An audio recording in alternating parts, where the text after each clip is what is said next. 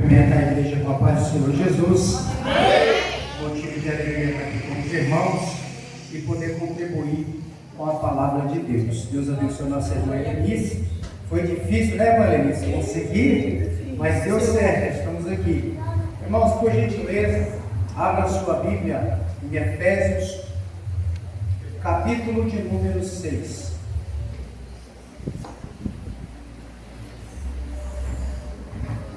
Efésios, capítulo de número 6.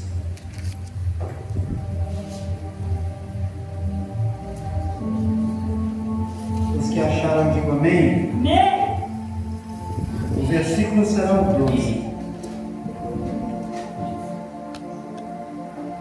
Que diz assim a palavra do Senhor: porque não temos que lutar contra a carne e sangue, mas sim contra os principados, contra as potestades, contra os príncipes das trevas deste século, contra as hostes espirituais da maldade nos lugares celestiais.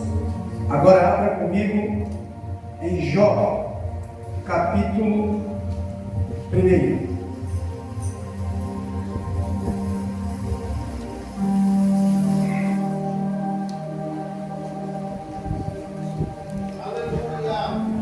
Assim, havia um homem na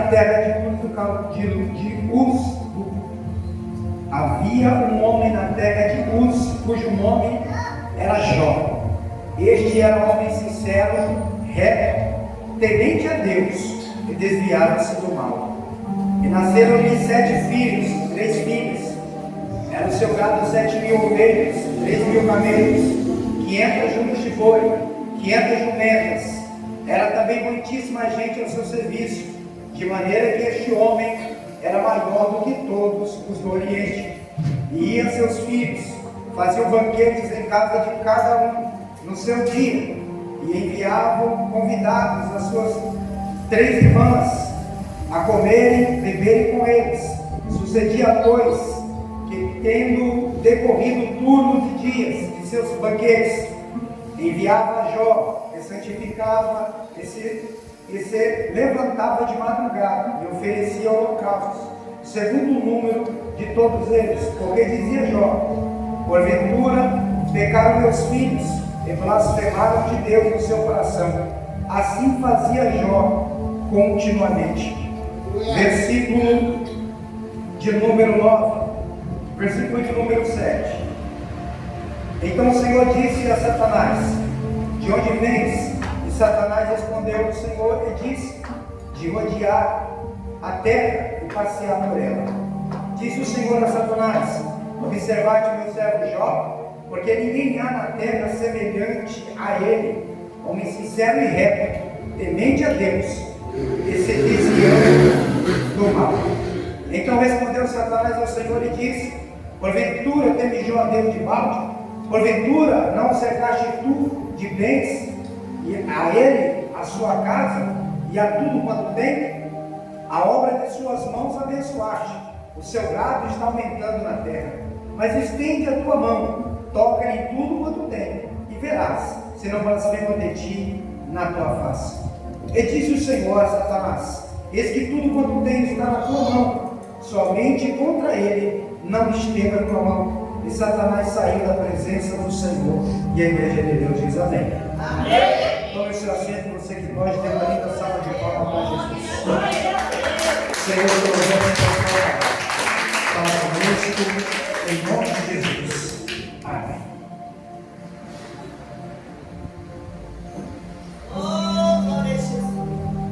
Meus irmãos, li primeiramente com vocês algo que Paulo nos deixou descrito numa época bem diferente da que viveu Jó. Hoje nós temos muito mais conhecimento e informação sobre o mundo espiritual do que Jó tinha naquela época. Jó viveu um período muito difícil em sua vida. E quando você lê a biografia de Jó, você vê que Jó não entendia o porquê daquele processo. Jó não entendia o porquê ele estava passando aquilo. E quando nós lemos a história história de Deus com os homens, Jesus triunfando na cruz, vencendo os principados, as potestades, expondo eles publicamente, transformando e regenerando as vidas humanas, pegando um homem chamado Saulo, transformando ele em Paulo, um dos maiores apóstolos que pisou na terra. Paulo já cheio do Espírito Santo, conhecedor de todas as coisas, por meio de Cristo, o próprio Paulo testifica: sede meus imitadores, como também sou imitador de Cristo. O Paulo vai escrever com a sua própria mão, dizendo que nós temos uma luta espiritual oculta aos nossos olhos. Nós temos um adversário, um inimigo, que ele não se apresenta para nós da maneira que nós esperamos que ele vai se apresentar. Porque a Bíblia diz que quando ele quer enganar, quando ele quer iludir, ele se transfigura até mesmo, irmã Helenice, em anjo de luz. Paulo, homem experimentado no ministério, conhecedor das grandezas de Deus, de tal forma que ele testifica que certa feita um homem sobe ao terceiro céu, se no espírito não sabe, se no corpo não sabe, mas ele subiu e viu coisas grandes, coisas extraordinárias, que aos homens não era lícito revelar. Mas aquilo que Deus permitiu que Paulo revelasse, Paulo foi revelando por meio do seu ministério e das suas escritas. Uma das suas escritas mais poderosas que ele nos deixou foi esse alerta, dizendo que a nossa luta não é contra a carne, a nossa luta não é contra a sangue, mas a nossa luta é contra os principados, é contra as potestades, é contra os espíritos malignos que estão nas regiões celestes. Paulo simplesmente confirma aquilo que lá em Jó já havia sido revelado. Porque quando Jó se apresenta a Deus, Deus lhe faz a pergunta: de onde você vem? E ele responde: de passear e rodear a terra. Satanás já pairava sobre os ares, já viajava a terra desde muito tempo. Porém, ele era aquele conhecido que Jesus declarou. Ele era aquele homem valente. A Bíblia diz que Jesus declara que quando o homem valente guarda armado a sua casa, em segurança está tudo quanto ele tem. Mas, quando sobrevém outro mais valente do que ele, arranca a armadura em que ele se confiava e reparte seus despojos. Esse homem mais valente é Jesus. Jesus nos arrancou do poder do outro valente, que é o diabo. Jesus nos arrancou da escravidão do pecado e do senhorio das trevas, nos transportou do reino das trevas e nos enxertou no seu reino de luz. E como se não bastasse, Jesus ele só não limpou a casa, Jesus ele só não nos transformou, Jesus também nos mostrou como manter a casa limpa. Olhe para o seu irmão e diga isso para ele: Jesus já te ensinou como manter a casa limpa. Aleluia! Não seja relaxado. Jesus já nos ensinou como manter a casa limpa. Porque limpar a casa, meu irmão, é fácil. Sim ou não? É fácil ou não é limpar a casa? É fácil. Mas qual é o problema de limpar a casa? É manter ela limpa. Para manter uma casa limpa, eu preciso ter aquilo que Jesus já disse lá no Antigo Testamento para o seu servo Josué: esforça-te e tem bom ânimo. Esforça-te e tem bom ânimo. Porque se eu não tenho esforço e não tenho ânimo, diante da luta, diante das voltas que a vida nos dá, eu desanimo e me prostro. Uma pessoa depressiva, ela não limpa a casa. Por quê? Porque ela está desanimada. Uma pessoa depressiva, ela não quer trabalhar, ela não quer conviver. Por quê? Porque ela está acuada, ela está desanimada, ela não consegue ver alegria em nada, ela não tem paz em coisa alguma. Então a história nos mostra que limpar a casa não é difícil. Alguém pode ir lá na casa de uma pessoa com depressão, fazer aquela pena daquela faxina, e quando ela vai embora e ela volta na semana seguinte, a casa vai estar igual ou pior. Por quê? Porque limpar é fácil, manter é difícil. E Jesus já nos ensinou como é que mantemos a casa limpa. E como é que mantemos a casa limpa? Mantemos a casa limpa olhando para Ele, autor e consumador da fé. Mantemos a casa limpa como? Resistindo firme contra as astutas ciladas do diabo. Que foi o que Paulo nos deixou escrito. Temos que estar firmes, temos que estar alicerçados no propósito maior da nossa convocação.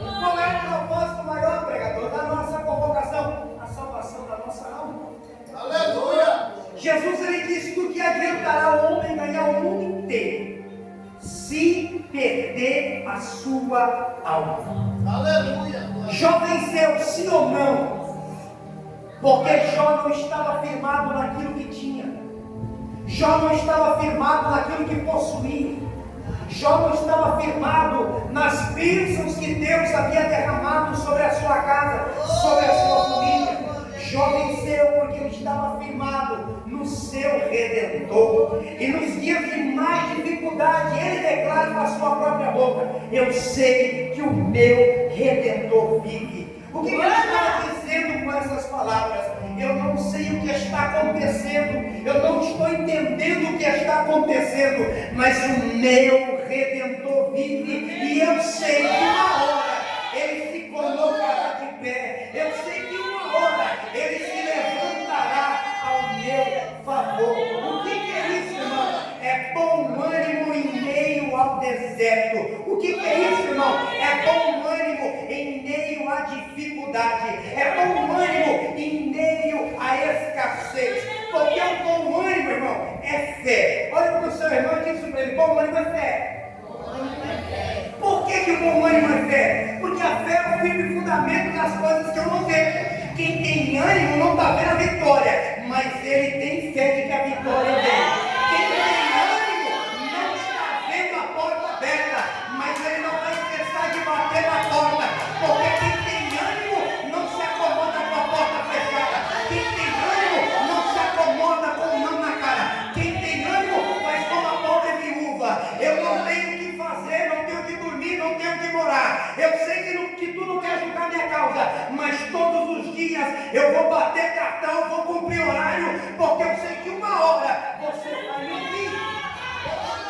E aquele juiz olha para a viúva e fala: eu não temo a Deus, eu não temo homem, mas não aguento a perseverança dessa mulher. Para que ela pare de me importunar, vou julgar a sua causa. Jesus, ele falando sobre terror, ele conta a história de um homem que vai receber um viajante em sua casa de madrugada, e ele não tinha pão para oferecer ao seu amigo viajante. Então ele vai à casa do seu vizinho, do seu amigo, e começa a chamar do lado de fora. E Jesus fala assim: olha, se esse teu amigo não te atender, porque amigo, ele vai te atender pela importunação. O que Jesus está nos ensinando? Que quanto mais ânimo eu tenho, mais próximo a vitória está de chegar. Quanto mais ânimo e disposição eu mostro, mais difícil fica para o inferno me dobrar. Mas quanto mais desanimado eu me mostrar, mais frouxo eu serei. Porque a Bíblia diz que no dia da tua angústia, você se mostrar frouxo, a tua força será pequena. Sabe que o Espírito Santo está falando conosco nesta noite? Esta noite é noite de abrir a visão espiritual de quem já está dormindo. Essa noite é noite de abrir os olhos de quem não está enxergando. Essa noite é noite de abrir os olhos de quem ainda não entendeu quem é o seu verdadeiro inimigo.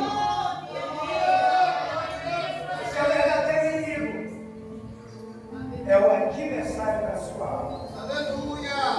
Quando nós lemos a palavra de Deus, olha o que Pedro nos deixa escrito na sua primeira epístola, no seu capítulo 5 e no seu versículo 8: sede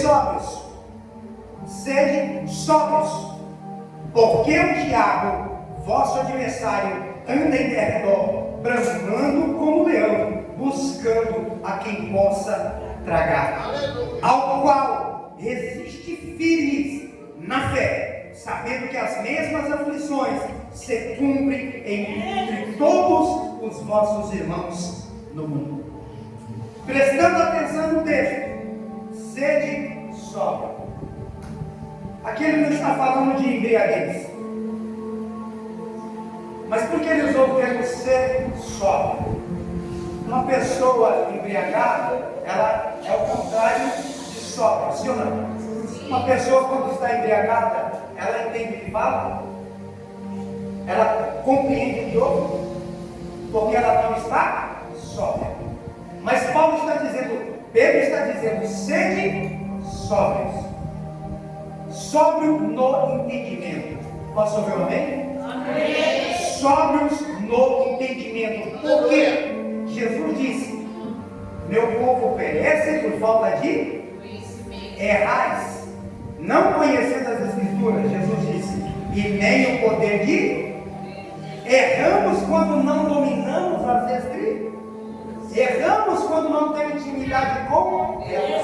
Erramos quando as Escrituras não faz parte do meu dia a dia, não faz parte da minha mente e do meu coração. Salmista Davi disse o quê? Guardei a tua palavra no meu coração. Para quê? Para não pecar contra ti. Então, quando eu guardo a palavra no meu coração, eu não vou pecar. E o pecado faz o quê, irmão? O pecado nos afasta de Deus. Eis que o ouvido do Senhor não está gravado para que não possa ouvir, nem a sua mão encolhida para que não possa salvar. Mas os nossos pecados nos separam, faz divisão entre nós e o nosso Deus. Então, quando eu estou sóbrio e vigilante, significa que eu estou firmado na palavra. Quando eu estou firmado, sóbrio e vigilante na palavra, o diabo vai me tentar no deserto como tentou Jesus. Você é filho de Deus, você é crente, você vai na igreja, você está no culto. Por que você está passando isso?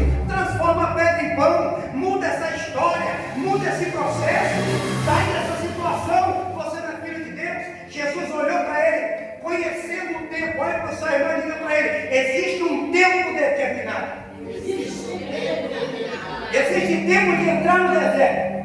E existe tempo de sair do deserto. Aleluia! Existe tempo de estar no deserto, como Jesus esteve passando fome, como Jesus esteve sofrendo no calor. Mas vai chegar um tempo em que os anjos do Senhor virão servir o servo de Deus. Aleluia! Mas você tem que entender o tempo. Está lá Jesus, 40 dias e 40 noites ele teve fome. Quem veio? O diabo. Porque o diabo ele vem quando você se sente frágil. O diabo ele vem não é quando você está no jejum e na oração, não, não é mesmo? O diabo não vem quando você está no monte orando, não. O diabo não vem quando você está na igreja dando glória, não. Ele vem quando você está no trabalho e alguém te persegue lá. Ele vem quando você está no trânsito e alguém quer arrumar briga com você. Ele vem quando você está em algum determinado momento da sua vida em que você não está na fiação, em que você não está ligado. Aí ele vem e se aproxima para tentar fazer você cair, para tentar fazer você tropeçar. Quando ele olhou para Jesus, ele viu Jesus com fome. Quando ele olhou para Jesus, ele falou: já tem 40 dias, não é possível que eu não vou conseguir. E quando ele chega, ele fala: transforma a pedra em pão. Jesus conhecendo o tempo, ele fala: nem só de pão vive o homem. Nem só de pão vive o, mas de toda a palavra que vem da boca de Deus. Quem é que foi lá, irmãos? O próprio diabo. Aqui é Jesus mostrando que toda vez que você se posicionar pelo reino dele, que toda vez que você passar a se aplicar na oração, toda vez que você começar a buscar dom para ganhar alma, toda vez que você começar a se preparar para ser útil na obra de Deus, o inimigo vai tentar te parar.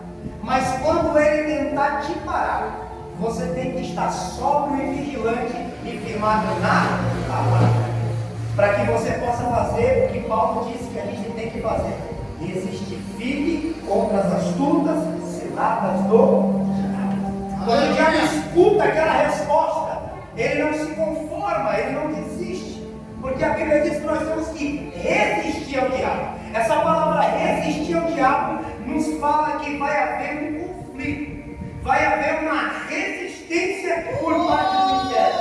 Então não é suficiente aceitar a Jesus e se batizar. Não, pregador, não é suficiente. Não é suficiente então vir para os cultos. Não é suficiente. Não é suficiente então jejuar hoje e amanhã e ficar um mês sem fazer nada. Não é suficiente. Por quê? Porque a nossa vida ela tem que ser contínua. Nós temos que buscar em tempo e fora de. Nós temos que orar em tempo e fora de. Orar sem corpo, alma e espírito. Porque Deus procura verdadeiros adoradores que adoram a Deus em espírito, adoradores em espírito e em verdade. Então quando o diabo vê aquilo, ele não desiste, ele resiste. E como que ele resiste? Ele coloca Jesus no pináculo do templo e manda Jesus pular. E fala assim: pula. Também está escrito que ele dará ordem aos seus anjos para guardar você. Jesus olhou e disse: também está escrito: não tentarás o Senhor teu Deus. Eu não preciso provar para você que Deus é comigo. Eu não preciso provar para ninguém que Deus é na minha vida. Aleluia! Por que é que hoje nós temos visto muitos pregadores, supostos apóstolos, com tantas invenções no culto, com tantos amuletos, colocando a obra de Deus a serviço de terceiros? Como eu sou homem de Deus, eu vou consagrar esse feijão, e quando eu consagrar, você vai comprar por tanto, você vai honrar por tanto, e como eu sou homem de Deus, o milagre vai acontecer. Como eu sou homem de Deus, você vai beber essa água aqui que eu vou consagrar, você vai fazer um voto de tanto, e a bênção vai chegar até você. E toda vez que alguém precisa de uma bênção, existe um amuleto no meio. Seja a água ungida, seja o leite ungido, seja o feijão ungido, seja a rosa ungida, seja o vale de sal, sempre tem um amuleto no meio. E por conta disso, alguns estão se perdendo na fé e já não tem mais o costume de fazer aquilo que Jesus ensinou. Entra no teu quarto, fecha a porta, fala com teu pai que ouve o culto, e o teu pai que ouve o culto te recompensará. Os homens de hoje, os apóstolos de hoje, os pastores de hoje estão criando ovelhas dependentes de votos, propósitos e amuletos. Mas Jesus disse: eis que eu sou o caminho, a verdade e a vida, e quem vem após mim não anda em trevas, mas terá a luz da vida. Certa feita eu ouvi uma reportagem de um homem que se titulava Um Homem de Deus, com uma serpente venenosa no pescoço, para provar aos irmãos que ele era um homem de Deus. Ele botou uma serpente venenosa no pescoço. E a história nos conta que essa mesma serpente que ele colocava no seu pescoço, para ali tentar se aparecer um personagem, um homem de Deus, aquela mesma serpente o feriu e o matou. Não deu tempo de trazer ele ao hospital e ele recebeu o antídoto. Por quê? Porque ele não entendeu o Evangelho, ele não entendeu contra quem ele lutava, ele não entendeu quem ele estava colocando aquilo no seu coração. O mesmo diabo que disse para Jesus pular, foi o mesmo diabo que disse para ele: para você provar para esse povo que Deus é na sua vida, põe uma serpente no seu pescoço. O mesmo diabo que mandou Jesus pular, é o mesmo diabo que fica colocando invenções na cabeça de muitos, dizendo: se você não usar rosa, o pecado não sai da sua casa. Se você não andar no vale do Alto do Sol, você não recebe cura. Irmãos, toma cuidado, porque a palavra de Deus, ela é a lâmpada, ela é a luz, e ela tem que ser a sua direção. É ela. Por que você está pregando isso, pregador? Porque eu vim aqui nessa noite, uma vez mais, abrir os nossos olhos para te dizer: a tua luta não é contra a carne nem sangue, mas sim contra os principais e potestades. E a Bíblia diz que no final dos tempos os homens se tornariam amantes de si mesmos. Os homens se tornariam o quê, igreja? Amantes de si mesmos. Por que o diabo caiu? Por que o diabo caiu, igreja? Porque ele se tornou amante de si. A Bíblia diz que ele andava como com as pedras, no meio das pedras afogueadas, que a sua vestidura era de todo tipo de pedras preciosas. E ele começou a se amar a si mesmo. Deus é grande, mas eu também sou grandão. Deus é esplêndido, mas eu também sou. E ele começou a conversar com os outros anjos. Por que só eles se adoravam? Por que só eles têm o trono? Olha a glória que eu tenho, olha a glória que nós temos. A mesma coisa que ele fez lá na rebelião de Coré, durante a Adão. A mesma coisa. Por que isso tudo está nos escritos, irmão? Para você entender. Tem gente que começa bem, evangelista. Tem gente que começa bem, você que me ouve, começa na obediência, começa na oração, começa no jejum. Deus começa a usar ele, começa a expulsar demônio pela mão dele, começa a curar enfermo por ele, e aí ele começa a achar que ele é grandão. Daqui a pouco ele quer pregar por 2.000, daqui a pouco ele quer pregar por 10, daqui a pouco ele quer o hotel 5 estrelas, porque ele começa a amar a si mesmo. Como é que eu vou para aquela cidade e não vou ficar no hotel? Como é que eu vou para aquela cidade e não vou ficar no Como é que eu vou ir para aquele lugar e eu não vou receber nada? Não, eu tenho que cobrar. E ele começa a amar a si mesmo e colocar de lado o principal foco da sua chamada, que é glorificar o reino de Deus. Disse para Jesus: onde você foi, eu te sigo. Jesus disse: as raposas têm seus covis, as aves seus ninhos, mas eu, filho do homem, não tenho de reclinar minha cabeça.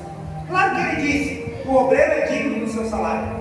Mas o mesmo Espírito disse na boca de Paulo: você tem teto? Você tem teto? Você tem o que comer? Você tem o que vestir? Fica satisfeito. Quem quer a cabeça está em laço de condenação e morte. Voltando para o tema da mensagem, a luta contra a carne e sangue. O diabo recebe a segunda investimenta de Jesus. Jesus disse para ele: não tentarás o Senhor? Ele desistiu. Por que você quer desistir? Ah, mas já faz 10 anos. Ah, mas já faz 15 anos. Ah, mas já tem 20 anos. Já tem 2 anos que eu estou na luta. Não se preocupa não. A luta vem aí. Não é assim por aí? A luta vem aí. Não desanime. Porque o desanimado não chega. Olha para o seu irmão, mostra para ele. O desanimado não chega. O desanimado não chega, irmão. Aleluia! O desanimado não levanta cedo. O desanimado não lava louça. O desanimado não lava roupa. O desanimado não trabalha. Por quê? Porque não tem ânimo. Mas aquele que tem ânimo é diferente. Aleluia! Ele põe a casa em ordem. O animado é diferente. Ele põe a casa em ordem. Mas o desanimado, tudo para ele é difícil. Tudo para ele não dá. Tudo para ele não aguenta. E na vida espiritual, na batalha, na guerra, pelo troféu que é a tua alma, irmão, Jesus ele disse que essa luta é terrível. Aleluia! Jesus ele disse que se você não tiver ânimo, que se você não se esforçar, que se você não se empenhar, você não vai conseguir chegar lá. O reino de Deus é tomado pela? Não ouvi. É tomado pela? Força. E que força é essa? Que quando alguém te persegue, você quer entregar o carro? E que força é essa? Que quando alguém reclama do hino que você cantou, você quer cantar no próximo culto? Que força é essa? Que você quer trocar de igreja sem pegar a direção de Deus porque alguém não vai para a sua casa? E que força é essa? Que quando alguém fala que você canta mal, que você prega mal, você quer desanimar, você quer parar? Não, irmãos. Olhando para Jesus, autor e consumador da fé, o qual pelo gosto que ele estava proposto, suportou. O que ele fez? A cruz. Ele suportou. Suportar a fala de dificuldade, sim ou não? Ou foi fácil para ele? Foi. A Bíblia diz que estava tudo sobre ele. E ele suportou. O diabo não desistiu. Vou comprar aqui. Coloca ele num monte muito alto. Mostra a glória e o reino dos homens. Fala, te dou. Se prostrar em minha dor. Mas Jesus sabia contra quem estava lutando. E disse: bate daqui, Satanás. Está escrito: somente ao Senhor teu Deus adorará. E somente a ele servir. Ele não vendeu o ministério. Ele não se vendeu. Por quê? Porque ele sabia contra quem ele estava lutando. Aleluia! Quer ter sucesso? Quer ter sucesso? Quer ter vitória? Quer ser um crente de alto astral? Quer ser um tição tirado do fogo? Presta atenção nas escrituras. Saiba contra quem você está lutando. Está lá Jesus, eu vou ser entregue, irmã Denise. Está lá Jesus, eu vou ser entregue na mão dos escribas, dos fariseus e dos pecadores. Aí Pedro: não, Senhor, guarda-te a ti mesmo, guarda de que isso te aconteça. Por que Pedro fez isso, irmãos? Por quê? Se Pedro andava com Jesus, se Pedro fazia parte do ministério apostólico, por que Pedro não entendeu? Por que Pedro deu brecha para que o diabo entrasse nele? De tal forma que o próprio Jesus, sabendo contra quem ele estava lutando, ele discerniu que as palavras de Pedro não provinham dele, mas do diabo, seu adversário. E Jesus olha para Pedro e repreende ao diabo, dizendo: para trás de mim, porque tu não cogita das coisas de Deus, e só aqui são 12 homens. Aleluia! Deus! Então, Pedro, sendo chamado ao ministério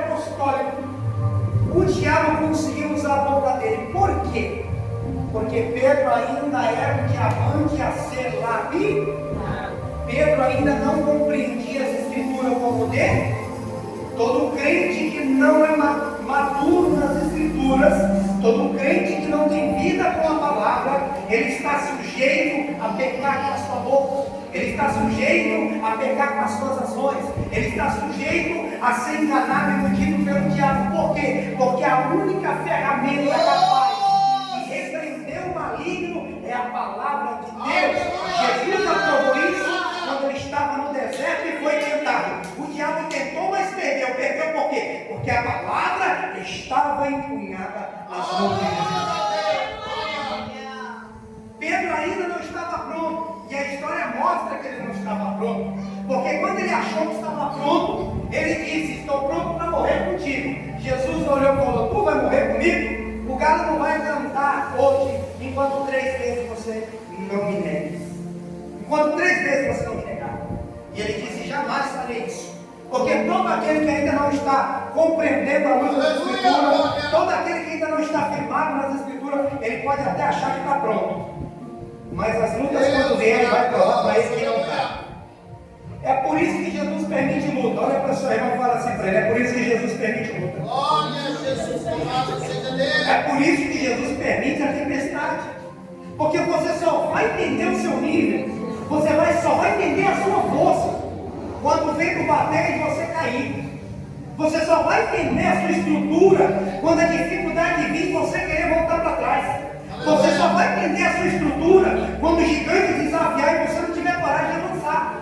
Aí você vai entender a sua estrutura. E quando você entender a sua estrutura, você vai fazer o que Pedro fez. O que Pedro fez, igreja? Pedro foi chorar.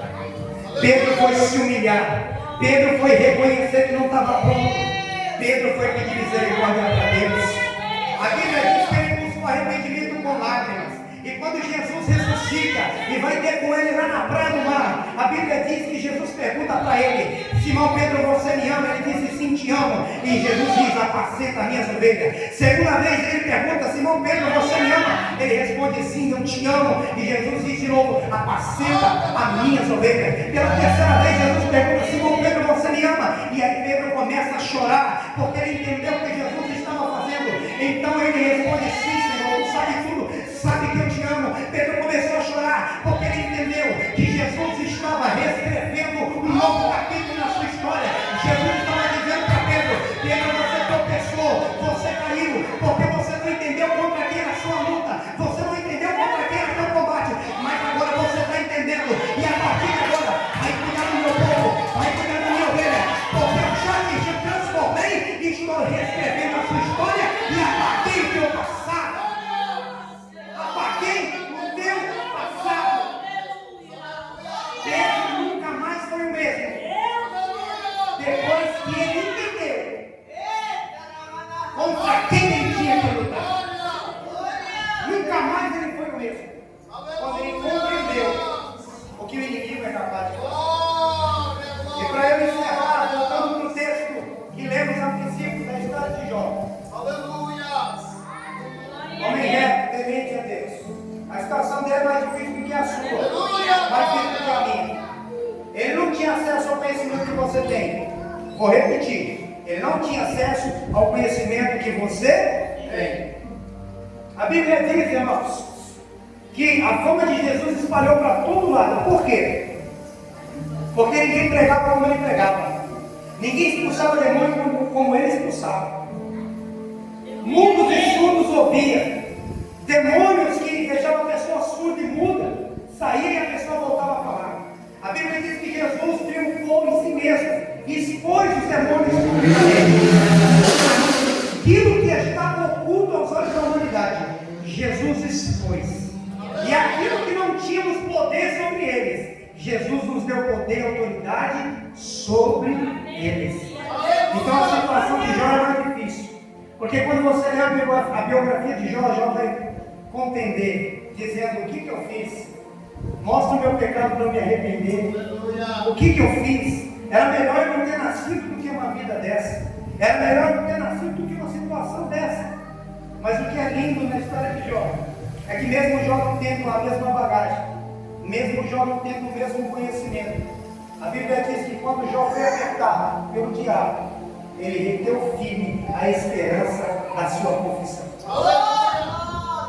Os próprios amigos, os próprios companheiros, que não tinham o mesmo entendimento que a gente tem, não compreenderam o que Jó estava passando. Chegaram até Jó e falaram: Jó, isso é pecado. Jó, alguma coisa você fez. Jó, não é normal isso. Jó, não tem como isso estar acontecendo na sua vida. Para Deus se levantar assim contra alguém, alguma coisa no oculto você fazia. Confessa, Jó, o seu pecado. E começaram a se levantar contra Jó. Imagina, irmão, você está com o coração ferido, sangrando, fiel a Deus, não fez nada de errado, não falou nada para prejudicar, não plantou nada de mal. E aqueles que eram para te ajudar, aqueles que eram para te auxiliar, começam a tirar pedra. E por que tiraram pedra? Porque a vida espiritual deles não era boa o suficiente para entender aquilo que Jó estava passando. Na realidade, naquele tempo presente, ninguém era capaz de entender o que Jó estava vivendo. O mesmo Jó não entendia, o mesmo Jó não compreendia, mas mesmo sem compreender, mas mesmo sem entender, ele viveu o que Abacuque disse: ainda que a figueira não floresça, ainda que não haja vacas no curral, ainda que as ovelhas sejam arrancadas, ainda que não haja fruto na vide, todavia eu vou me alegrar no Senhor, eu vou exultar no Deus da minha salvação, eu vou esperar nele. E quando a mulher vem até ele dizendo: para que permanecer nessa fidelidade? Para que reter a tua sinceridade? Amaldiçoa esse Deus e morre logo. Jó olhou e disse: como fala qualquer doida, fala tu, mulher. Aceitamos o bem de Deus com prazer e o mal a gente não vai aceitar. Tudo que eu tinha era de Deus, Ele deu, Ele tomou. Bendito seja o nome do Senhor. Irmão, olha que coisa linda. Sem entender, sem compreender, sem ter uma resposta favorável, Jó permaneceu esperando em Deus. Aleluia. Aí eu pergunto para você: você que é crente e conhece a Bíblia, vale a pena esperar em Deus? Vale a pena? Te dou uma pincelada. Valeu a pena José esperar em Deus? Traído pelos irmãos? Jogado na cisterna? Vendido como escravo? Começou a crescer na terra do Egito. Alguém se levanta, acusa ele de adultério.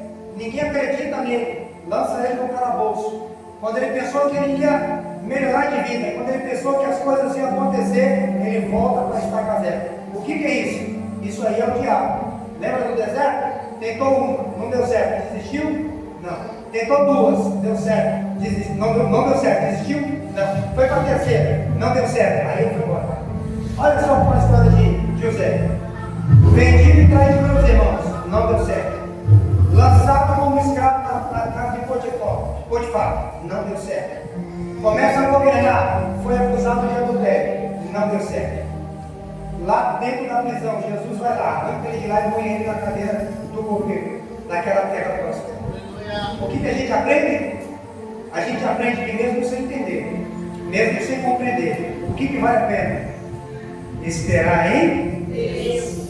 Esperar em Deus. Tudo que está acontecendo tem um propósito maior.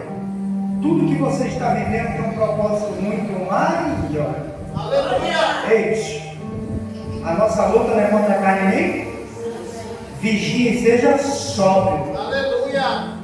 Jó está lá, no vento, na luta, na tempestade, mas ele não se entregou. Ele teve bom. Ele teve bom.